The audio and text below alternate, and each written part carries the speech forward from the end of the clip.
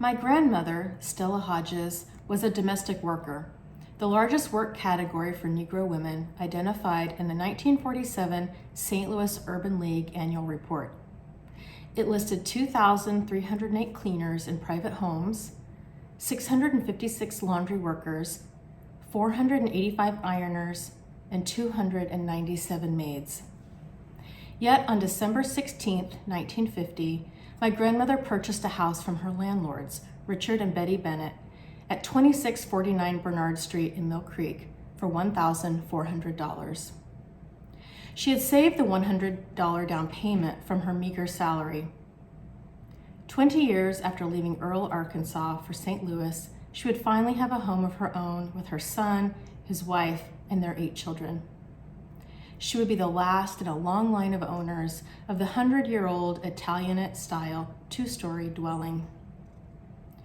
My grandmother was unaware of the city's plans when she bought her house in the neighborhood where she had lived since leaving the South. However, politicians, realtors, and religious and business leaders knew what the future held for this 450-acre neighborhood.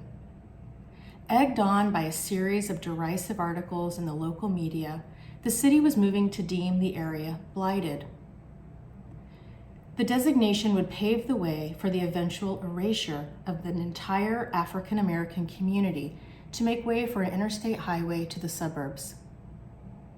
On August 7, 1954, less than 4 years after my grandmother bought her home, Mayor Raymond R. Tucker announced plans to relocate the residents of Mill Creek and demolish the eyesore in the heart of downtown St. Louis.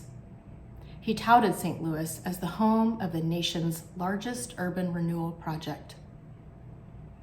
On May 26, 1955, the hardworking residents of Mill Creek Valley were going about their busy day.